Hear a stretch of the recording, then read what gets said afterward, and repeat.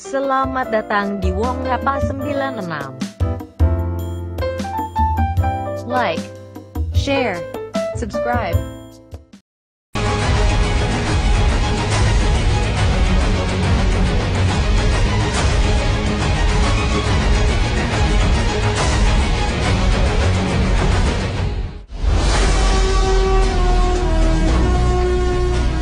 Assalamualaikum warahmatullahi wabarakatuh. Selamat pagi pemirsa. Khazanah Ensiklopedia Islam Dunia kembali hadir pagi hari ini dengan sajian yang syarat informasi Islami. Sejak pekan lalu, jamaah haji Indonesia yang sudah berziarah di Madinah kini telah berada di Makkah Al-Mukarramah, negeri yang paling diberkahi di muka bumi karena doa Nabi Ibrahim alaihissalam. Karena keberkahan yang melimpah di tanah suci inilah yang kemudian muncul mitos-mitos. Kadang-kadang terdengar menakutkan, tapi terkadang juga menggelikan. Kita sering mendengar cerita tentang pengalaman yang dialami jamaah haji selama di tanah suci. Ada cerita tentang jamaah yang tersesat sampai berhari-hari. Dia hanya berputar-putar di sekitar pintu tanpa menemukan jalan menuju pondokan. Banyak yang bilang ini menandakan balasan atas dosa di tanah air. Cerita lainnya seperti kisah orang yang sehari-harinya kikir dan tidak mau menyedekahkan hartanya, seketika seluruh uang yang dibawanya hilang atau jatuh tersebar tatkala berada di tanah suci, atau jamaah yang menjadi linglung karena sering berbuat usil terhadap teman-temannya. Ada pula cerita tentang orang yang tiba-tiba gila dan selalu menghitung bata di tanah suci, seperti menghitung uang. Belakangan diketahui, orang itu selama di tanah air berprofesi sebagai rentenir yang banyak memakan uang haram. Ada kisah tentang orang yang sudah memasuki pelataran Masjidil Haram, melakukan tawaf namun ia tak bisa melihat Ka'bah. Selama 3 hari ia tidak bisa melihat Ka'bah. Baru hari keempat ia bisa melihat Ka'bah. Ada kisah lagi tentang orang yang selalu tersandung batu selama melakukan ibadah tawaf mengelilingi Ka'bah. Padahal pelataran Masjid Haram itu halus, tidak ada batu. Orang kemudian mengaitkan pengalaman itu dengan kelakuan jamaah haji itu selama di tanah air. Semua itu terjadi sebagai balasan atas dosa-dosanya yang dilakukan sebelum berhaji. Artinya, perbuatan buruk akan dibalas di tanah suci. Kesimpulan ini semakin populer setelah banyak lagi cerita-cerita serupa dialami jamaah lain. Apakah memang demikian bahwa apa yang kita perbuat akan menuai balasan di tanah suci? Ataukah hal ini hanya mitos belaka?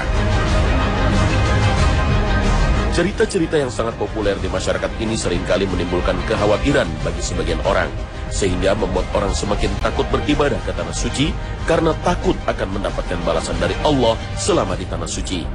Tanah suci seakan-akan seperti ladang pembalasan.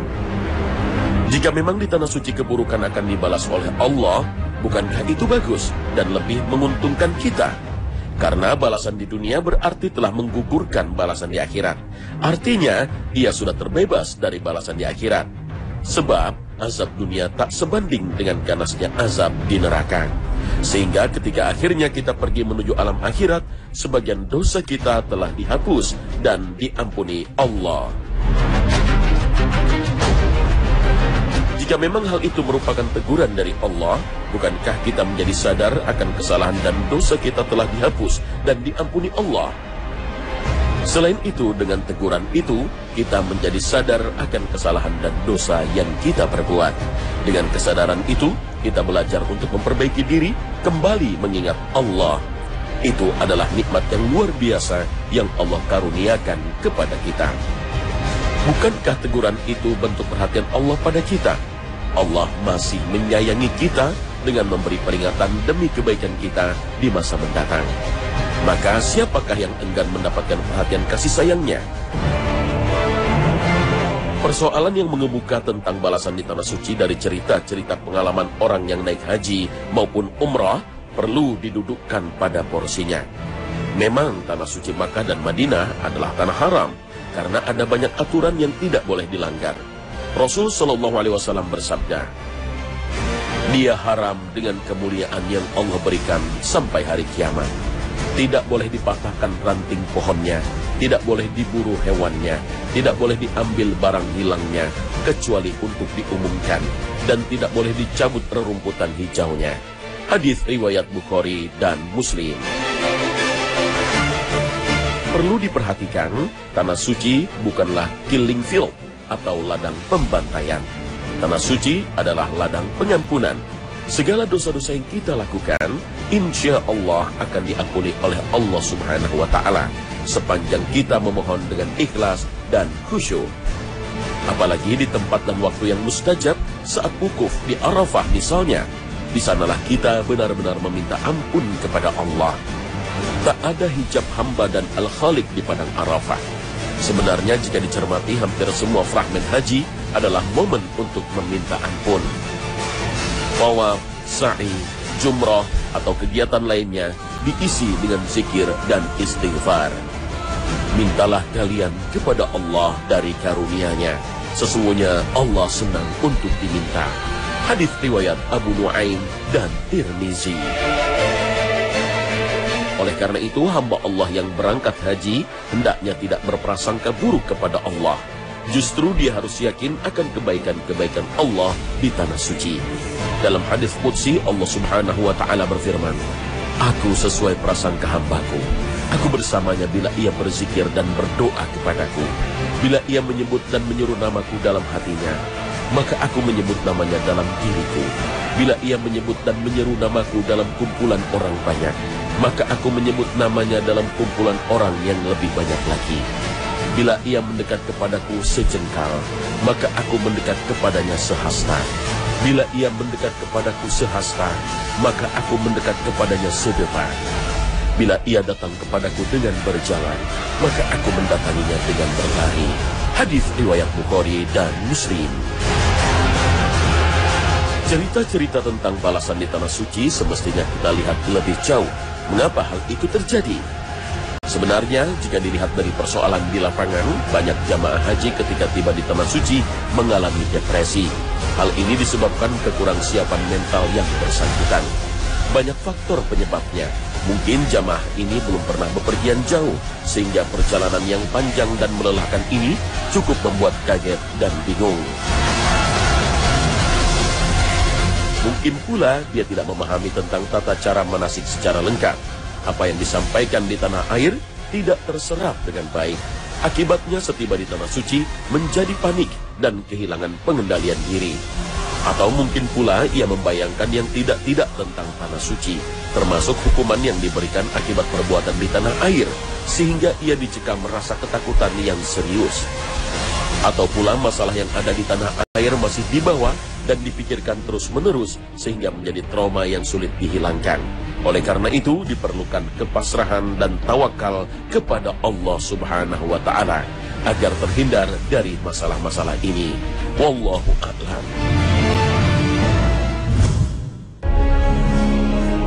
Pemirsa Khazanah, perhatikanlah burung-burung merpati di sekitar Masjid Haram. Dari mulai jalur menuju Masjid Haram hingga pelataran Masjid Haram, kita dengan mudah menemui kumpulan merpati liar bergerombol dan tampak jinak. Banyak jamaah haji atau umrah memberikan makanan dari biji-bijian yang dijual di sekitar merpati. Ada mitos-mitos yang berkembang di kalangan jamaah haji seputar burung-burung merpati ini. Artinya, burung-burung merpati ini diyakini bukan burung biasa, tapi burung istimewa yang bisa mendatangkan berkah. Itu sebabnya banyak jamaah haji atau umrah dari seluruh dunia yang mengistimewakan burung-burung merpati di Mekkah dan Madinah.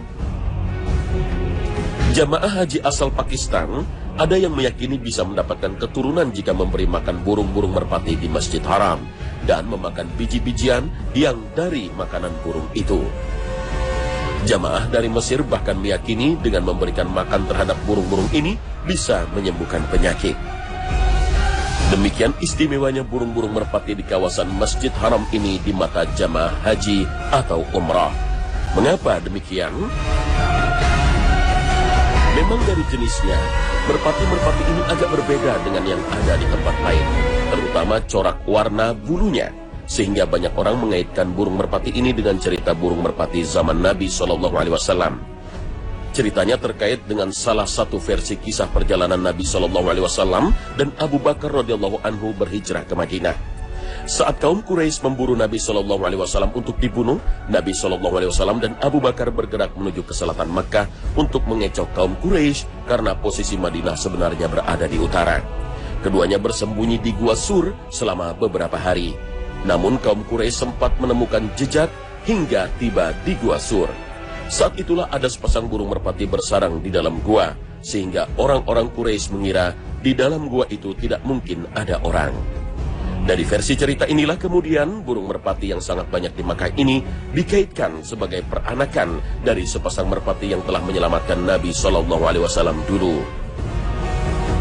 Dari dasar ceritanya saja sebenarnya sumbernya tidak kuat, karena riwayat tentang burung merpati yang menolong Nabi Shallallahu Alaihi Wasallam di Gua Sur sendiri tidak kuat. Bahkan sekalipun benar, tidak serta-merta bisa dijadikan landasan keberkahan burung-burung itu. Tentu saja, burung-burung merpati di Tanah Suci tak jauh berbeda dengan burung-burung di tempat lain. Namun bedanya, burung-burung ini memang tidak boleh diburu, ditangkap atau disembelih di Tanah Suci.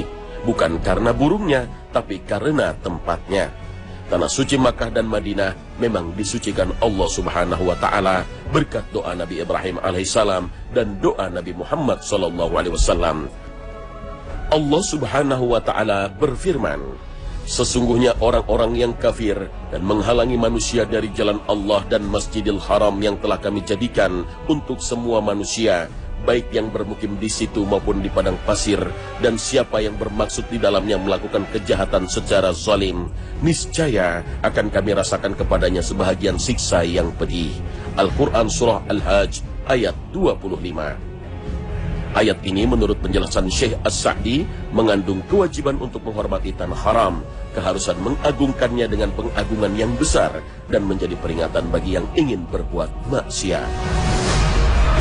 Keharaman ini tak hanya terbatas pada maksiat saja, bahkan di tanah haram orang dilarang memotong ranting, memburu binatang buruan.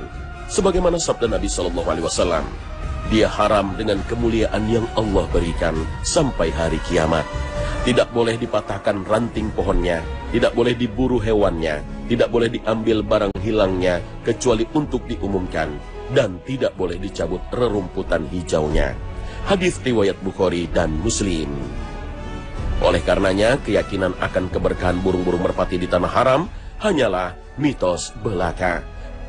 Tidak bisa mendatangkan manfaat maupun bahaya bagi siapapun, karena semua itu hanyalah dari Allah Subhanahu wa Ta'ala. Dan jika Allah menimpakan sesuatu kemudaratan kepadamu, maka tidak ada yang menghilangkannya melainkan Dia sendiri. Dan jika Dia mendatangkan kebaikan kepadamu, maka Dia maha kuasa atas tiap-tiap sesuatu.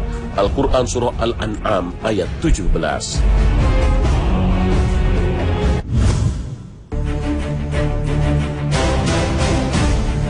Pemirsa Khazanah, merupakan fenomena tahunan sebagian jamaah haji dari berbagai negara berebut untuk menaiki Jabal Rahmah yang letaknya di Padang Arafah. Berbagai kegiatan dilakukan oleh para jamaah haji di Jabal Ar-Rahmah karena ingin mencari keberkahan. Ada yang sholat, ada yang hanya sekedar berdoa, ada yang meninggalkan foto, dan ada yang menulis-nulis nama pasangan. Sebenarnya apa rahasia di balik keistimewaan Jabal Rahmah? Cerita yang tersebar di tengah para jamaah haji bahwasanya di Jabal Rahmah inilah tempat pertemuan Nabi Adam alaihissalam dengan Hawa tatkala mereka berdua diturunkan ke bumi di tempat yang terpisah. Lalu mereka berdua saling mencari dan akhirnya bertemu di Jabal Rahmah. Akhirnya kerinduan dan kecintaan antara dua kekasih tumbuh kembali setelah pertemuan di Jabal Rahmah. Mengacu dari cerita inilah, orang menuliskan nama pasangan di tempat ini agar kehidupan keluarga bersama pasangannya langgeng dan penuh berkah. Bahkan ada yang berharap mendapatkan jodoh yang tepat. Benarkah cerita dan keberkahan ini? Tidak dipungkiri bahwasannya sebagian mufasir ahli tafsir ketika menyebutkan sebab penamaan Padang Arafat, salah satunya karena Nabi Adam dan Hawa bertemu di Padang Arafah. Maka mereka berdua saling mengenal. Namun yang menjadi catatan bahwa pendapat ini tidak ada dalilnya, serta tidak ada riwayat yang sahih yang bisa dijadikan patokan. Kalaupun riwayat cerita ini sahih, maka tidak disebutkan bahwa pertemuan antara Nabi Adam alaihissalam dan istrinya Hawa di sebuah gunung. Akan tetapi hanya disebutkan pertemuan mereka di padang Arafah secara mutlak, tidak dikhususkan di sebuah gunung. Lagi pula secara logika, buat apa pertemuan mereka di tempat yang tinggi? Tentu lebih baik mereka bertemu di tempat yang landai. Kalaupun ternyata cinta tumbuh kembali antara Nabi Adam dan Hawa, maka tempat tersebut hanyalah kebetulan tempat pertemuan mereka dan tidak bisa dijadikan sebagai tempat berkah, lantas dijadikan tempat sholat atau dikabulkannya doa atau agar melanggengkan cinta kasih. Para ulama banyak yang mengingkari praktek ini, termasuk ulama-ulama besar mazhab Syafi'i seperti Imamul Haramain Al-Juwaini, bahwa tidak ada manasik di atas gunung tersebut, meskipun orang-orang terbiasa melakukannya.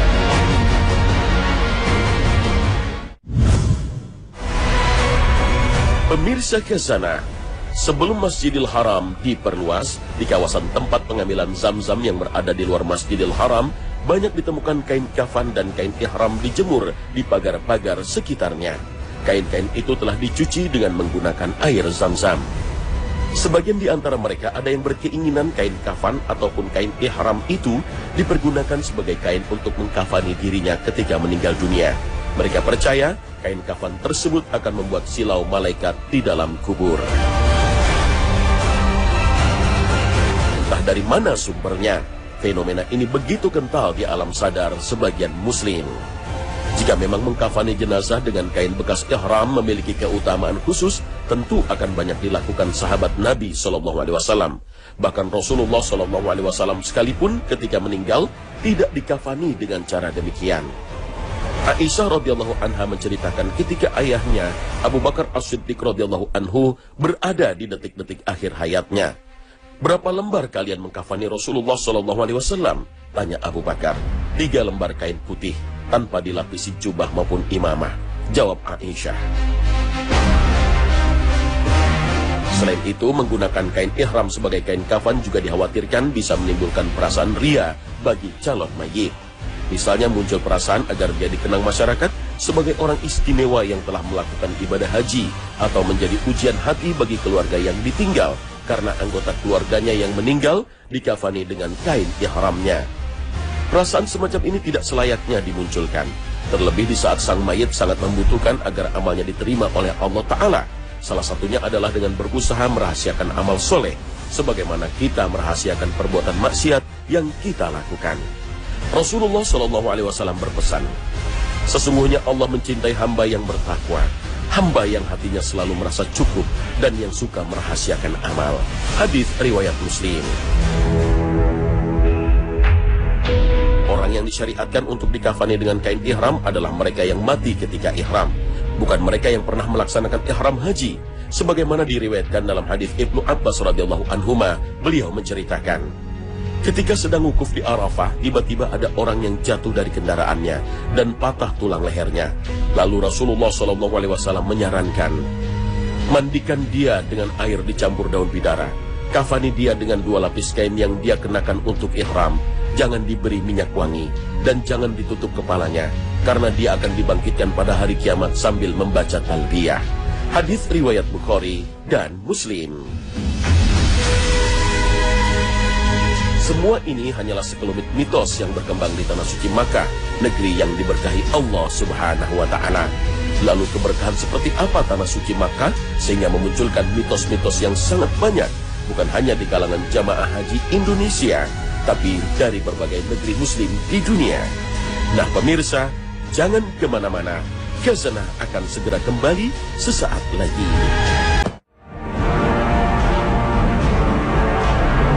Pemirsa Khazanah, Makkah menjadi negeri penuh berkah karena di sanalah Allah Ta'ala memerintahkan nabinya untuk membangun rumahnya yang mulia. Rumah yang menjadi destinasi ibadah umat Islam dari seluruh penjuru dunia. Allah Ta'ala berfirman, sesungguhnya rumah yang mulia pertama dibangun untuk manusia beribadah ialah Baitullah di Makkah yang diberi berkah dan jadi petunjuk untuk semesta alam. Al-Quran Surah Ali Imran ayat 96. Keberkahan yang diberikan tanah haram kepada umat manusia memang telah terbukti sepanjang zaman. Keberkahan ini hadir dalam berbagai bentuk. berupa keberkahan ridha, keberkahan perlindungan dari Allah, keberkahan iman yang menyusup ke seluruh jiwa, keberkahan rasa takut kepada Allah Ta'ala, dan keberkahan menumpas rasa sombong dan takabur dalam jiwa. Sehingga semua manusia yang berada di tanah haram merasa sama dengan saudara-saudaranya yang lain yang ada di sana. Tidak ada yang lebih tinggi kedudukannya, hanya dikarenakan oleh tingginya jabatan, harta yang melimpah, atau karena perbedaan warna kulit dan asal keturunan. Semua orang datang ke Makkah untuk menunaikan ibadah haji, meski berbagai sarana dan prasarana yang ada sangat terbatas. Meskipun sarana sudah ditingkatkan demikian rupa, tapi tidak akan dapat memberikan pelayanan yang memadai terhadap para tamu yang datang dari 5 benua. Namun mereka yang datang itu tetap berlapang dada. Kita melihat puluhan orang tidur dengan damai dan nyenyak dalam satu kamar. Padahal kalau di luar Makkah, tidur berdua saja rasanya sudah gerah. Di samping itu juga terdapat keberkahan lainnya. Di Baitullah, solat seseorang dinilai dan diganjar dengan 100.000 kali. Kalau sekali solat diganjar dengan 100.000 kali, dan melakukan kebaikan lainnya juga diganjar dengan 100.000 kali, sementara pekerjaan yang sama yang dilakukan di luar Baitullah biasanya hanya dilipat gandakan 10 kali, maka hal itu dinamakan keberkahan. Maka wajar jika orang yang kembali dengan semua keberkahan tersebut akan mendapat balasan surga, seperti yang dikatakan Rasulullah Sallallahu Alaihi Wasallam. Haji yang mabrur tidak ada ganjarannya yang sesuai, melainkan surga. Hadits riwayat Bukhari dan Muslim. Nah, pemirsa, sampai di sini akhir kebersamaan kita. Semoga kebaikan dan keberkahan senantiasa mengiringi para jamaah haji dan kaum muslimin. Amin ya rabbal alamin. Terima kasih atas perhatian Anda. Wassalamualaikum warahmatullahi wabarakatuh. Terima kasih telah menonton. Like, share, subscribe.